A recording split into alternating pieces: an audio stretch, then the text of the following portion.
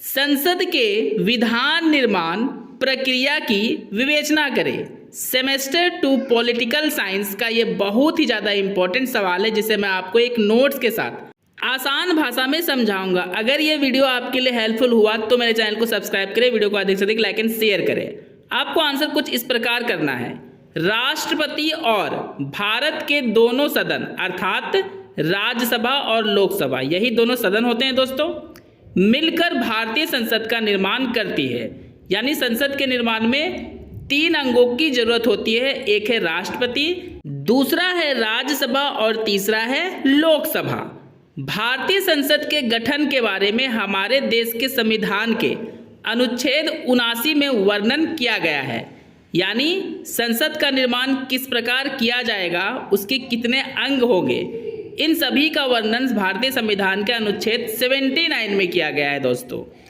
विधि निर्माण करने वाली संस्था को संसद कहा जाता है। यानी कानून का निर्माण करने वाली जो संस्था होती है वही संसद कहलाता है। विधि अर्थात कानून या नियम जो पूरे देश के लिए बनाई जाती है वह संसद के द्वारा ही बनाई जाती है।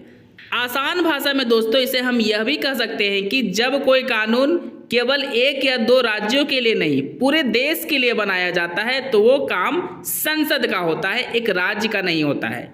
संविधान के अनुच्छेद 79 में यह स्पष्ट रूप से लिखा गया है कि संघ के लिए एक संसद होगी जो राष्ट्रपति और दोनों सदनों जिनका नाम राज्यसभा और लोकसभा होगी मिलकर इसका निर्माण करेगी। वैसे राष्ट्रपति संसद की सभा बुलाने, सभा को समाप्त करने तथा लोकसभा भंग करने का अधिकार होगा। यानी राष्ट्रपति को इतने अधिकार और शक्तियां होगी।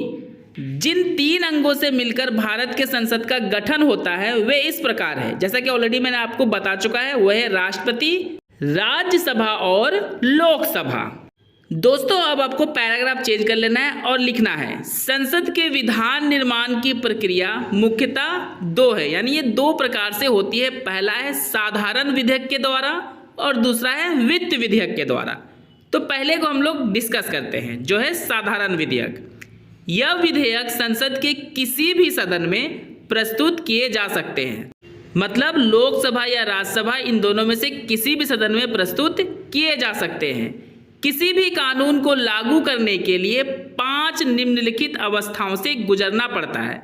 यानी देश के लिए अगर कोई कानून बनता है और उसे लागू किया जाता है तो उससे पहले उस कानून को 5 नियमों से गुजरना पड़ता है, जो इस प्रकार है, देखते हैं हम लोग।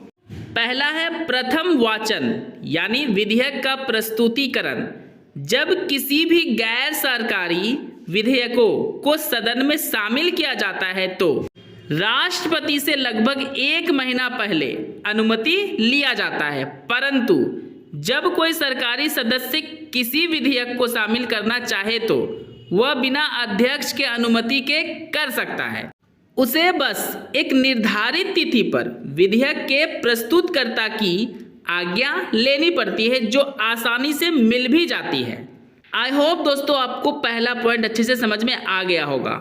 दूसरा पॉइंट है द्वितीय वाचन। संसद में विधेयक की प्रस्तुति के बाद यानी उसे प्रस्तुत करने के बाद जब उस पर विचार विमर्श किया जाता है तो उसे द्वितीय वाचन कहते हैं।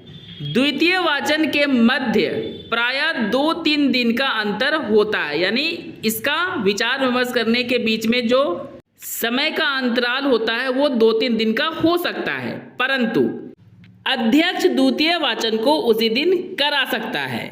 यानी दोस्तों अध्यक्ष को इतनी पावर होती है कि वो 2-3 दिन के अंतराल को समाप्त करके उसी दिन उस नियम या कानून को लागू करवा सकता है। तीसरा पॉइंट है तृतीय वाचन। तृतीय वाचन विधेयक पारित होने की अंतिम अवस्था होती है।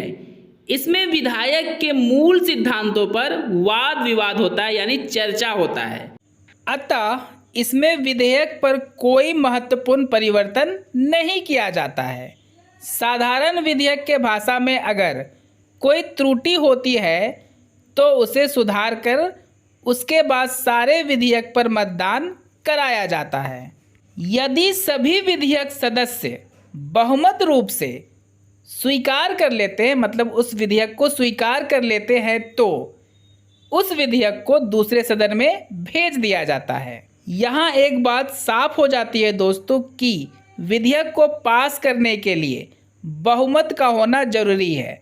बहुमत होने के बाद ही उस विधेयक को दूसरे सदन में भेजा जा सकता है। नेक्स्ट पॉइंट है विधेयक दूसरे सदन में।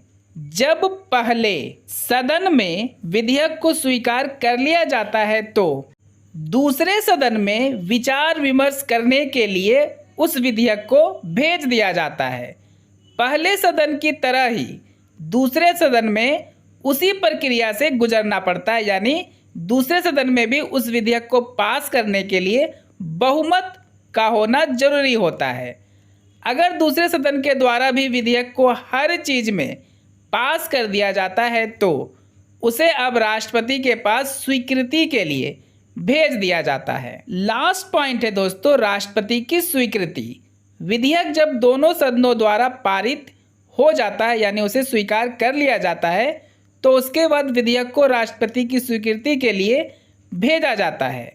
जब दोनों सदन विधेयक को पास कर देते हैं तो अंतिम चरण में राष्ट्रपति को हस्ताक्षर करना ही पड़ता है, यानी जब दोनों सदन उस विधेयक को पास कर देती है तो राष्ट्रपति उसे जरूर पास करते हैं, उसे रोक नहीं सकते हैं। दूसरा पॉइंट देखते हैं दोस्तों, वह है वित्त विधेयक। वित्त विधेयक को केवल लोकसभा में ही प्रस्तुत किया जा सकता है। इसका उल्लेख संविधान में किया गया है। वित्त विधेयक का संबंध संघ की आय व्यय से है, यानी संघ में कितना आय हुआ और कितना व्यय यानी खर्च हुआ उससे होता है।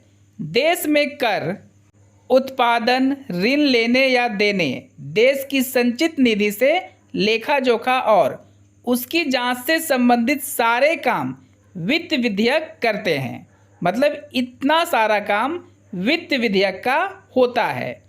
ये विधेयक वित्त मंत्रालय द्वारा तैयार किए जाते हैं। दोस्तों अब आपको पैराग्राफ चेंज कर लेना है और लिखना है, अतः संसद में सभी प्रकार के विषयों पर कानून बनाया जाता है, इसलिए संसद में महत्वपूर्ण समितियां गठित की जाती है, यानी बनाई जाती है।